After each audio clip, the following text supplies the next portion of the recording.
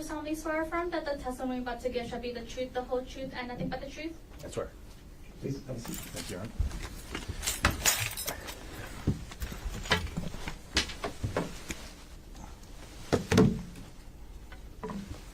Good afternoon. Good afternoon. Could you please state your name? Riley Borges, Okay. Mr. Borges, what is your occupation? Honolulu police officer. How long have you been employed by HPD? Almost 6 years.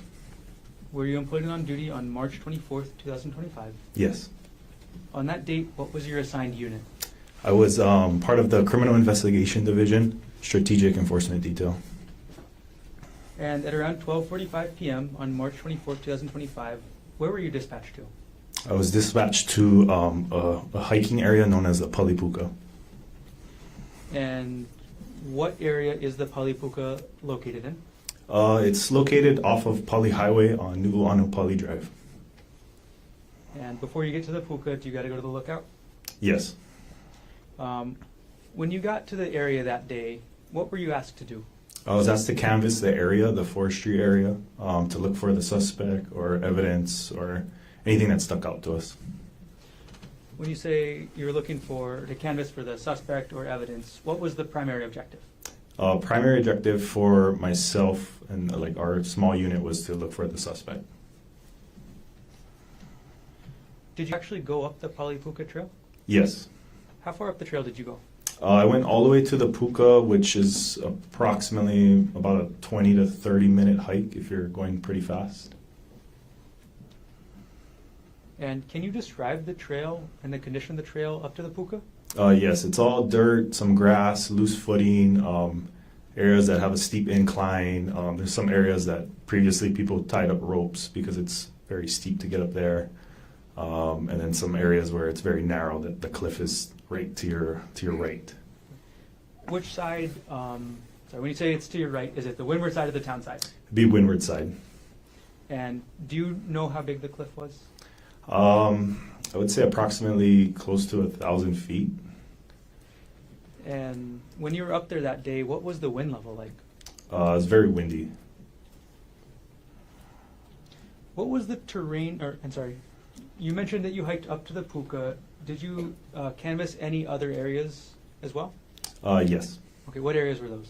The kind of landing area where the incident had occurred. And can you describe the terrain, the ground cover of that area? That area was like a small opening, relatively flat, and grass and some brush around there. And then can you describe the ground cover generally of the area you canvassed? Generally, the trail itself is kind of a beaten path. You know, it's got some grass, but overall dirt and some rock. But as soon as you go off the trail, it gets to dense forest, dense bamboo, and other shrubs and bushes. Did you search the bottom of the cliff yourself? The windward side, you're asking? Yes. No, we weren't able to access that area. How long did you stay at the Pali Lookout area on March 24th, 2025? Around 5 to 6 hours. And what time did you leave? Approximately 1,800 hours, 6 p.m. Thank you. Who was with you? I was with Officer Nicola and Officer Koki. And where were you instructed to go? I was instructed to go back to the main police station. And that's 801 South Beretania Street? Yes. What was the route that you guys were taking? So we exited the parking lot of the lookout, and we're on Nuuanu Pali Road, headed townbound towards Pali Highway. Can you describe the vehicle? We were in a Nissan Quest, gray. It's like a van. Is this a police car or no? It's an unmarked vehicle, no police lights or sirens. Where were you positioned in the vehicle? I was in the second row, and I was in the middle, so I could see like the windshield. Yeah. Sorry, could you describe a little bit about this type of van and what you mean by that? I guess the best way to describe it is like a soccer mom van. It's, you know, a passenger van. It can hold like 7 people. It's got the automatic sliding doors. that kind of stuff. Got it. Okay. And then, so second row, was there a row behind you? Yeah. And as you were driving down Nuuanu Pali Drive in the middle seat, what did you observe? From about 100 yards away, I could see a male exit what appeared to look like he exited the brush area and onto the road. Can you describe the male that you observed? From about 100 yards away, I could just see that it was a male, lighter in skin color, and I saw like blue clothing of sort. How close did you get to him in that vehicle? From 100 yards, when we first saw him, we drove right up to him. And then once you drove right up to him, what window of the vehicle were you seeing him out of? The windshield, primarily. And were you able to make any other visual observations as you got right up close? Yes. While we were still driving, from about 20 yards away, I was able to identify who the suspect was. Who did you identify him as? Gerhardt Konig. And how did you identify him? I previously looked at his Hawaii driver's license on our computer system to familiarize myself with his appearance. If you were to see that person again, would you be able to recognize them? Yes. If that person is in the courtroom today, could you point at an article of clothing and let us know what they're wearing? Yes. A blue long-sleeve button-up shirt. Your Honor, may the record reflect the witness has identified the defendant. Record reflect identification was made. Okay, so Officer Borges, you observe the male and identify him as Gerhardt Konig. What actions do you take next? From there, Officer Nicola parks the vehicle, Okay. and he exits first, and simultaneously we're all trying to exit, but I have to exit through the right side, which is the passenger side, and that is the opposite side that the suspect is on. Were you saying anything as you exited the vehicle? Yes. I was saying, police, stop, resisting. Could you tell us the type of voice you were using when you were saying police stop? Loud, commanding voice to announce my presence and to stop. Officer Borges, if you could, maybe you lean back from the microphone before you do this, but could you demonstrate? Yes. Police, stop! Thank you. Did you give the defendant a chance to comply? Yes. About how long? A few seconds. And how many times did you say police stop? I don't know exact number, but we're trained to just continuously say that until we get compliance. What did the defendant do after you said police stop? As I was saying police stop, I noticed that he was trying to go further into the brush area, which is immediately off the road is the forest. All right. And after you see the defendant going towards the forest, what do you do?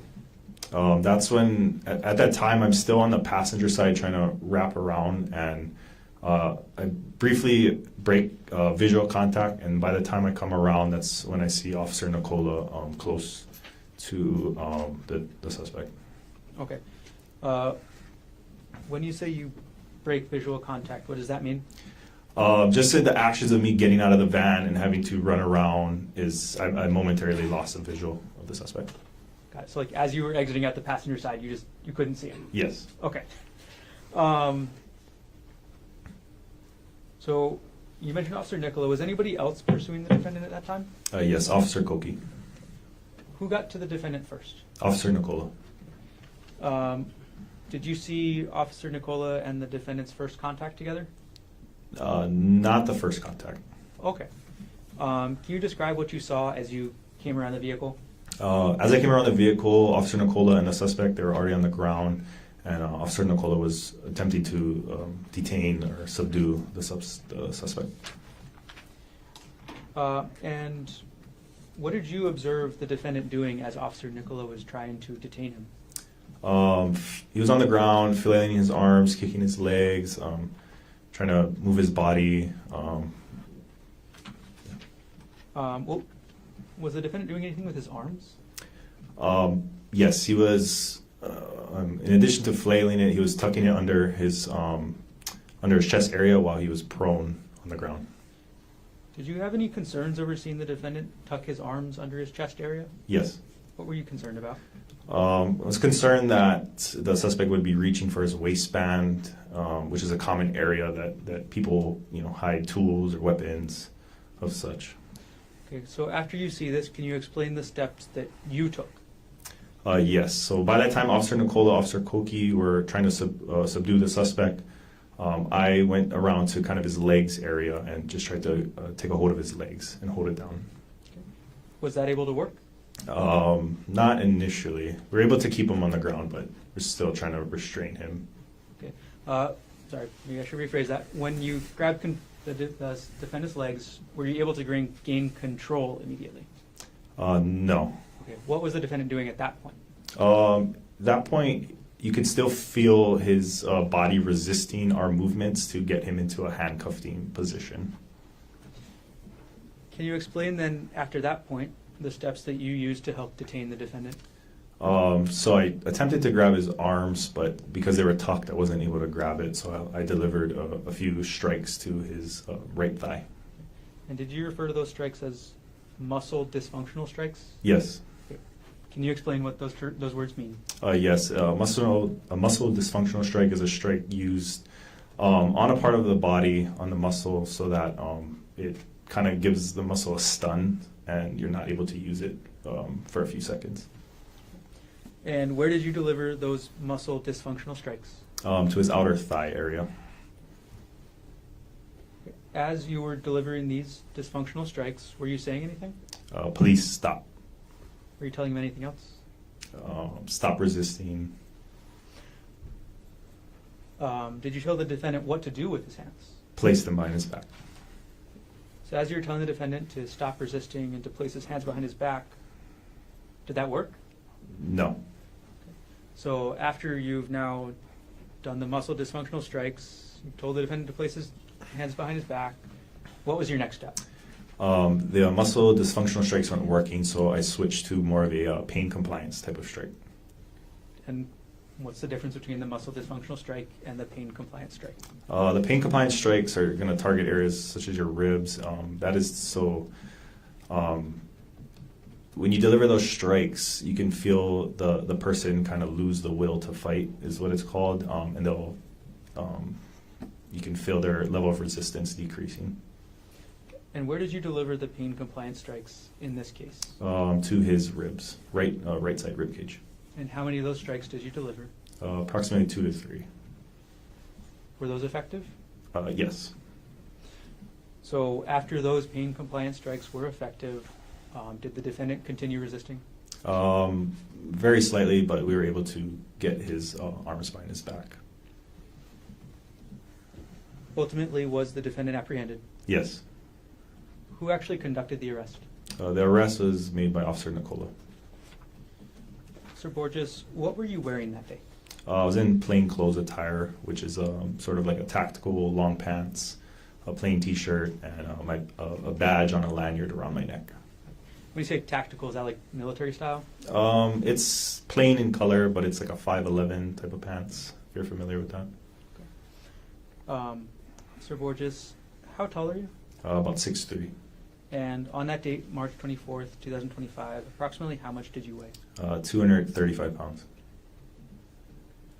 And did everything you testified to occur in the city and county of Honolulu, state of Hawaii? Yes. Thank you. I have no further questions at this Thank you. time. Cross-examination. Thank you. Good afternoon, Good afternoon. Officer Borges. Just a few questions.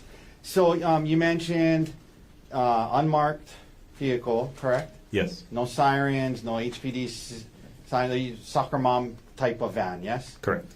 And also not in your uniform, plain clothes, yes? Yes. And as part of that, you were part of the strategic enforcement detail that day, yes? Yes. And so the strategic enforcement detail, HPD, you guys don't wear body cams, correct? Correct. So you're in an unmarked car, you're in plain clothes, no dash cam, correct? Correct. No dash cam, no body cams, and now you come up upon this suspect, yes? Yes. And you understood that by this point that in terms of just some of what was in your head and the actions you took, you understood that there was an allegation that about syringes, yes? Yes. Okay. And obviously, when you're apprehending a suspect, officer safety is one of the, very, very important, yes? Yes. You don't want to take any chances, correct? Correct. So the three of you, and you mentioned did you say at the time you were 6'3"? Yes. 6 foot 3 inches tall Correct. and 235 pounds. Yes. Officer Nicola told us he's 300 pounds at the time. And I guess we're going to hear from Officer Koki, but he's a good-sized guy too, correct? Yes. So the three of you get out of the unmarked car in plain clothes, roughly at the same time, and the three of you move towards Gerhardt, correct? Yes. Okay. And you said when you guys do that, getting out and go towards him, you described him, kind of backing away towards the bush area and described what happened, and you described the sequence of events from there. Following an incident like this, or whenever force is used, you have to fill out a use of force form, correct? Yes. And you do so accurately and honestly, yes? Yes. And isn't it true, Officer Borges, that in this process of apprehending him, as you described, you did not strike him or punch him in the head or face, correct? Correct. Okay.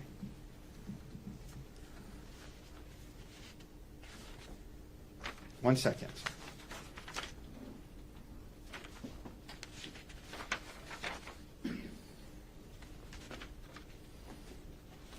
All right, that's all the questions I have for you, Officer. Thank you. Thank you.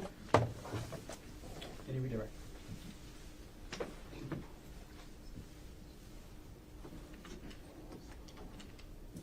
No, thank you, Officer Borges. Thank you very much. Thank you, Let's Your Honor. watch that first step. Yes, thank you, sir. Mr. Garner. Today's next witness, Ashton Kofi.